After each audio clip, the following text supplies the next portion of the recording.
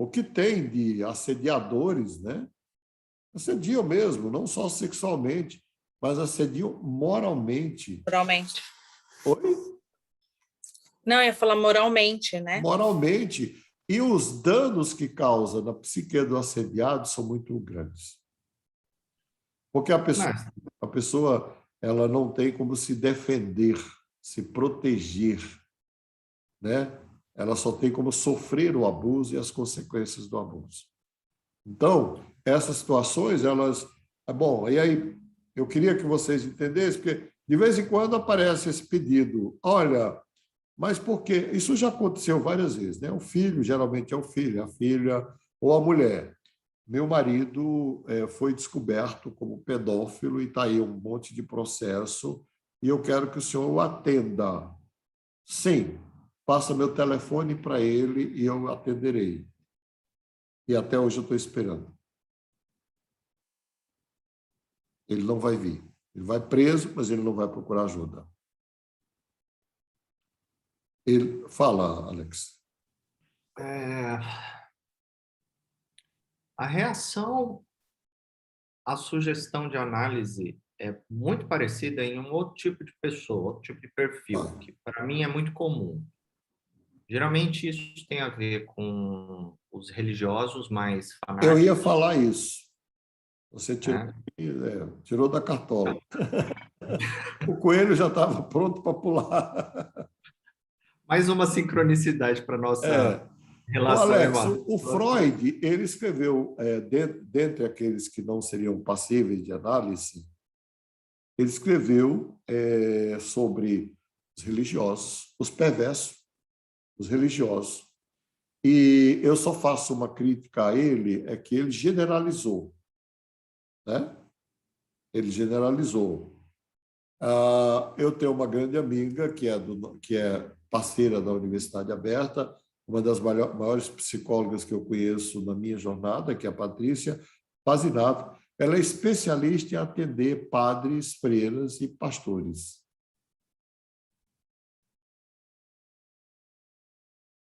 Mas a gente cai na mesma coisa. Eu vou contar uma coisa aqui para vocês, para você ver que curioso. Tem uma figura aí emblemática no meio religioso brasileiro, evangélico, e ele teve lá pelo Mackenzie, e no Mackenzie ele foi denunciado por um número razoável de mulheres. Foram 5 mulheres. Denunciado mesmo, oficialmente. Curiosamente, esse cara era meu subordinado. Eu o demiti e o encaminhei para a doutora Patrícia. Ele foi a 2 sessões. Né? Bom, como as coisas não aconteceram dentro do Mackenzie, só chegou lá o processo legal, né? Judicial, eu não tinha nada a fazer além disso. Né? Assim, é porque hoje a empresa que não tomar essa atitude, ela é conivente com o criminoso. Né? Bom, ele mudou para o Rio de Janeiro, foi contratado por outra universidade no Rio de Janeiro, que ele é um grande intelectual, um grande personalidade também do mundo intelectual. E há mais ou menos um mês, o chefe dele lá me ligou e falou, olha, ele assediou e abusou de algumas mulheres aqui no Rio. É verdade que o processo contra ele aí foi esse? Eu falei, olha, está nos autos, você procura no fórum. Não me cabe denunciar ninguém, mas você procura lá. Aí ele procurou e depois ele me ligou e falou, cara, mas já se passaram 15 anos e ele não fez absolutamente nada. Não, ele não vai fazer. Ele não vai fazer. Aí, se você perguntar por quê, Freud não diz a causa, né? Freud não diz a causa. Nesse caso, ele é religioso também. Mas no caso do religioso, para muitos religiosos, a própria religião basta. E eles também adquirem uma áurea de santidade, de poder, não é? De supra-legalidade. Eles estão acima do bem e do mal. E é muito difícil uma pessoa com tanto poder sentar numa cadeira de um mortal ou no divã de um mortal e dizer, olha, eu estou aqui precisando de ajuda. Eu acho que por isso que é muito saudável, não é? Quando alguém tem esta coragem de procurar ajuda. Acho que nenhum dos movimentos humanos é tão saudável quanto este, independente da causa ou da origem. Por quê? Porque é um reconhecimento da própria humanidade. E por isso que é muito saudável que também o psicólogo procure ajuda, porque também é um reconhecimento da própria humanidade dele. Olha, eu sou apenas humano. Então tem o grupo aí dos religiosos. O Freud colocou, tem o texto que eu estou me referindo aqui, chama-se O Lucro, se alguém quiser anotar, é O Lucro Perverso da Doença. É do Freud. Eu sempre dou uma referência, porque é claro que eu não tirei tudo isso da minha cabeça, né? Acho que eu não tirei nada, eu apenas estou aqui refletindo anos e anos de leitura, de pesquisa, de vivência, né? O Lucro Perverso da Doença. E ele colocou nesse grupo aí, dos que não procuram ajuda, não sei se a tradução está correta, mas eu vou colocar aqui, não vou dizer a tradução, que ela seria politicamente incorreta, né? Se bem que eu tenho a melhor tradução, que é em espanhol, que é 3 volumes das obras de Freud em espanhol. Eu vou colocar aqui qual seria o sentido que está lá. Ele diz que aqueles que descobriram na neurose ou na doença ou no sofrimento uma forma de compensação, seja material, afetivo, emocional, ou seja como for, estas pessoas não procuram ajuda. E eu demorei a aceitar isso, exatamente pela minha formação da teologia, pela minha passagem pelo ministério pastoral. Eu tinha muita dificuldade de aceitar isso, até que você começa a ver, não é? Como é, professor da frase, perdão? Pensa no título do artigo dele, O Lucro Perverso da Doença, o capítulo da obra dele. Sim, mas o que ele falava aí? E aqueles que descobriram na doença um meio de vida, ou material, ou emocional, ou afetivo, ou sexual, não vão procurar ajuda também. E isso faz muito sentido. Porque, de repente, aquele sofrimento que a pessoa carrega, primeiro, é tudo que ele tem. Segundo, é só o que ele tem. E terceiro, se isso lhe rende algum benefício, ele não vai procurar ajuda. É como se a pessoa se escondesse atrás da doença dela? É mais que isso, Rafaela. Ela usa a doença para atrair afeto. Ou bens materiais mesmo. Então, aí eu queria fazer uma pergunta assim. Eu acho que é meio que um consenso de que essas pessoas, elas procuram as religiões mais fanáticas, enfim, para elas meio que se esconderem ali. Mas não pode ser também uma questão de aquelas pessoas que estão naquele convívio social, delas, essa dificuldade que elas têm de se abrir ou de procurar ajuda, produz também essas pessoas que vão se tornar os líderes delas, porque, assim, de algumas experiências que eu tive, esses escândalos religiosos, o que mais me deixa, assim, como é que eu vou dizer, preocupado, eu até digo assim, que as pessoas, elas defendem os líderes nessa situação. E aí faz todo sentido com o que o senhor acabou de falar, que eles usam isso, né, para ter afeto. Então, assim, pode ser também que as pessoas produzam esses futuros, né, no caso, esses líderes, né, não sei qual é o nome que o senhor, não lembro agora qual é o nome que o senhor se referiu, dessas pessoas que têm esse tipo de comportamento. Não sei se eu fui claro. Eu não queria usar o termo que ele usa lá, porque não é justo. Mas ele está falando de pessoas que se utilizam da doença para alcançar algum benefício. Como elas têm um lucro perverso da doença, elas também não vão procurar ajuda. Eu tive muita dificuldade para aceitar isso, até que ao longo da vida você vai ver desses comportamentos, não é? De pessoas que se utilizam do sofrimento, da neurose, da dor, e, enfim, para poder conseguir os objetivos que elas têm. Acho que é melhor colocar dessa forma.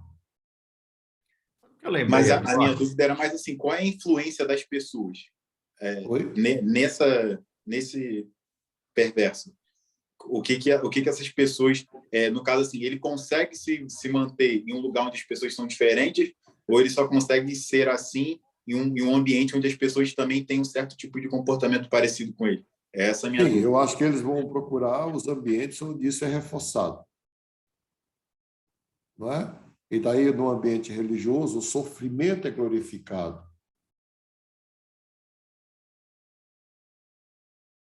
A glorificação da dor, a glorificação do sofrimento é muito forte no cristianismo. E muito mais forte ainda, com todo respeito a quem vai assistir essa aula, é muito mais forte no espiritismo, né? Ou no hinduísmo, onde o sofrimento faz parte de um processo de depuração da própria alma para alcançar um estágio superior.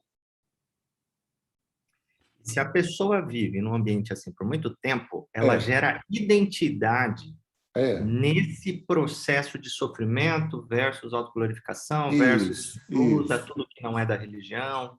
É profundo o negócio aí, explica muita coisa isso aí. Eu fico feliz que explique muita coisa. Isso tudo provavelmente vem do estoicismo. Ô, Alex, né? eu fico feliz que explique algumas coisas, que é para isso que a gente está aqui, né? Tem explicado muito, mas muito. A gente está aqui. Não, e depois, né? Veja bem, o sujeito não procura nem ajuda médica, não é nem psicológica. Muitos líderes religiosos não procuram nenhum médico. Por quê? Porque adoecer traz afeto, atenção, glorificação, sofrer, não é? É como se... a imagem que eu tenho é que minhas aulas estão ficando muito pesadas, né? Eu não queria que ficassem tão pesadas assim, mas são imagens muito fortes que eu vi ao longo da vida, né? Das vezes da pessoa até ela fazer questão de passar por aquele sofrimento, porque aquele sofrimento atrai afeto, atenção, né? Carinho, ajuda, entre aspas, né? Enfim. Mas, para finalizar a aula, ainda bem que vocês parecem que gostaram da aula, né? Porque não é que eu estou fugindo. Gostou, né, Gabriela? Muito boa. Mas o último grupo que não procura, que não tem demanda para análise, não procura ajuda, é o grupo dos esquizofrênicos. E eu colocaria mais um outro grupo, que é o grupo dos borderlines. Borderlines, eu vou sugerir que vocês procurem ler sobre isso, porque não dá para esgotar aqui, tá? A gente pode até começar a aula de terça falando um pouco sobre borderline. Mas o borderline, ele fica entre a neurose e a psicose. Aí eu preciso explicar o que é a neurose, o que é psicose, muito rapidamente, que é fácil de entender. O que é neurose? Neurose é quando eu tenho consciência do que eu sou e eu passo conscientemente por todos os processos. Eu sei quem eu sou e eu estou orientado em termos temporais, espaciais, eu tenho autopercepção e eu tenho a heteropercepção. Mas, de repente, eu escuto vozes, e as vozes são conscientes. Ou, de repente, eu preciso de um ritual de purificação 10, 15 vezes por dia, no caso do toque.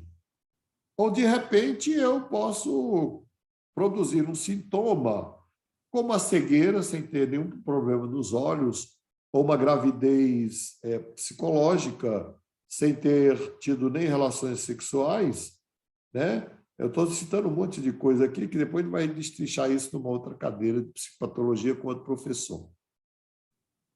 Mas nesses casos, o que vai diferenciar a neurose da psicose é a absoluta consciência de quem eu sou e de que eu vivi todos os processos conscientemente.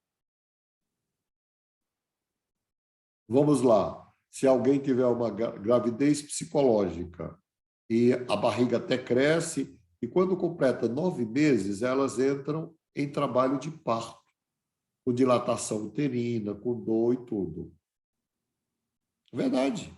E aí vai no médico, no ginecologista ou no neonatologista, obstetra, e aí ele vai e pergunta: mas você teve relações sexuais? Eu falo: não. Eu sou virgem. Mas não teve nenhum contato com homem nenhum, mas eu estou grávida. Né? Bom, ela está consciente ainda e realmente ela não teve, e em geral é só uma produção da psique mesmo, que produz, inclusive, alterações hormonais. Inclusive isso. Mas no caso da psicose, o sujeito perde a noção da consciência da realidade.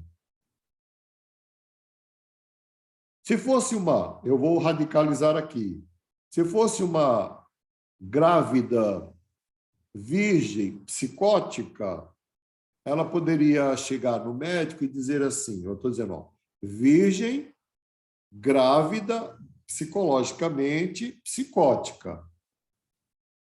Ela chegaria no ginecologista, sei lá, no obstetra, e ele perguntaria para ela assim, mas você transou com alguém?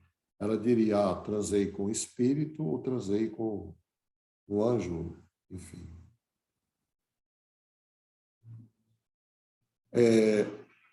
Ela não tem o limite da consciência da realidade. Então, o que caracteriza um psicótico é a falta da consciência de si mesmo e a falta de consciência da realidade.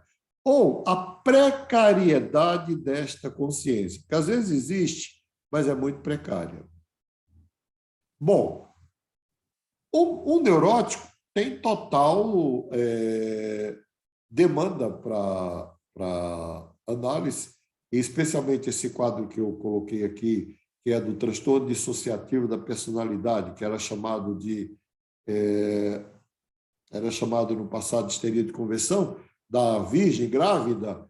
Esse é um quadro extremamente positivo para análise, o desfecho é muito bom, né? Agora, se ela diz que eu sou virgem, eu estou grávida porque eu transei com um anjo, não tem como fazer análise desta pessoa, porque ela não tem contato com a realidade. Bom, mas tem como trabalhar esta pessoa. E aí nós vamos deixar isso para outra aula, que é como é que a gente trabalharia esta pessoa? Com técnicas não verbais, especialmente pintura e escultura, que foi como Nise da Silveira, minha mestra, trabalhou. E ela é a pioneira do Brasil nesta área.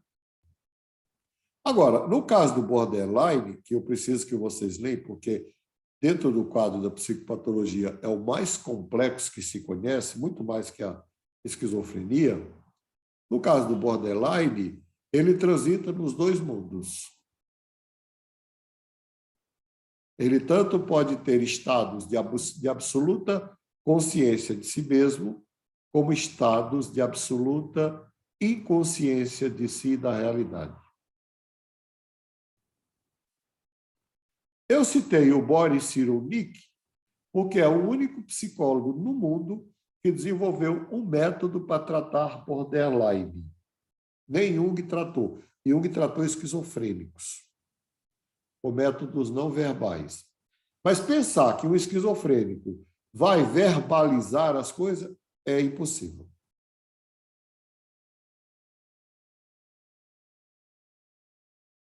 E o borderline é muito difícil. A gente pode voltar a essa discussão, porque ela é muito profunda, mas é muito difícil. É mais difícil do que o esquizofrênico.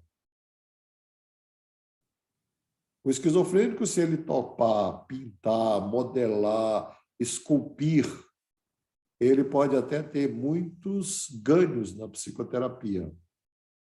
Agora, o borderline é muito difícil. Bom, gente, alguma pergunta? Uma rapidinho, os religiosos estão dentro dessa categoria de perversos ou é outra categoria? Não, é de religiosos mesmo, é outra categoria.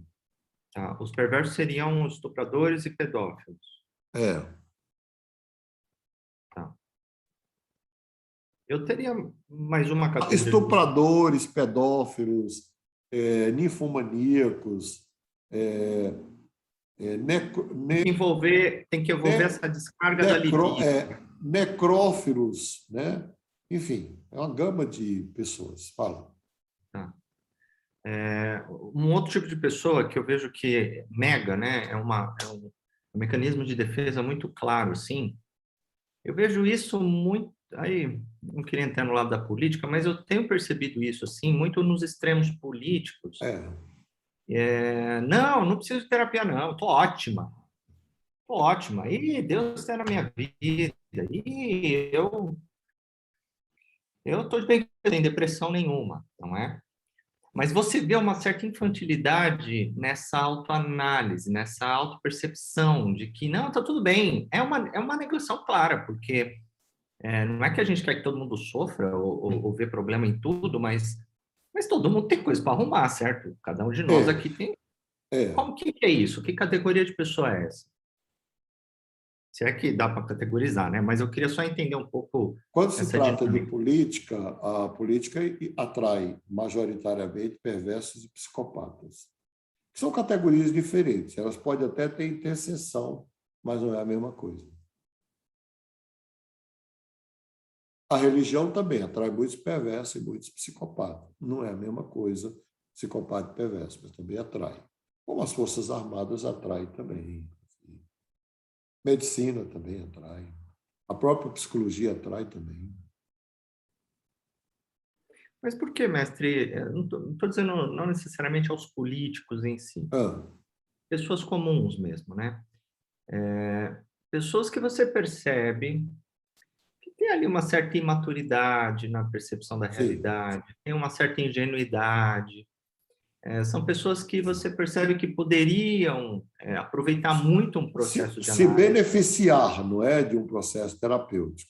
Exato, mas há uma negação de necessidade, ela se vê, não preciso disso. Eu acho que você colocou uma categoria que está na moda hoje no mundo e no Brasil, né, que é a negação. Eu acho que esse é outro ponto. E dentro de alguns quadros, Alex, psicopatológicos, a negação faz parte do quadro. Aí é um problema, não é?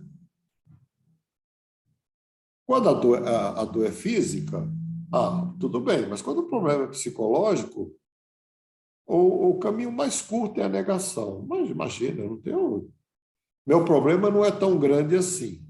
Quem percebe é que está no entorno, convivendo ali, enfim. De qualquer forma, não tem o que fazer, né? Como você falou. Não tem. Hoje é uma aula frustrante, porque eu falei que era aula que a gente ia fechar com todos os casos que não tem demanda para psicanálise, nem para psicologia, né? E nem para psiquiatria, porque eles só vão na psiquiatria se alguém levar e for obrigado.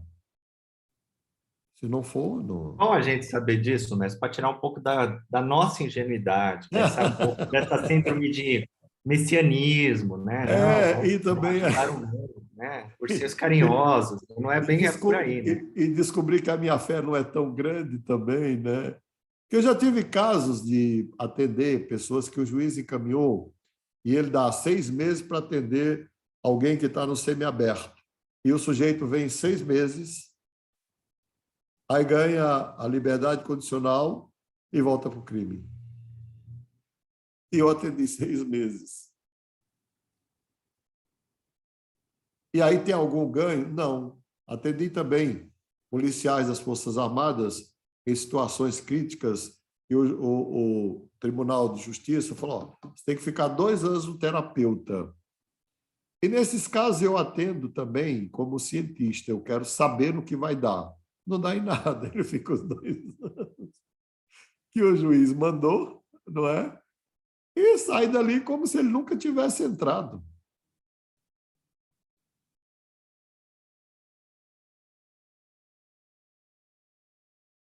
E eu pedi um desses para avaliar. E como é que você avalia o nosso trabalho? Ele falou assim, olha, se não fosse a ordem do juiz e a sua atenção comigo, era perda de tempo, porque eu sou a mesma pessoa, não mudei nada.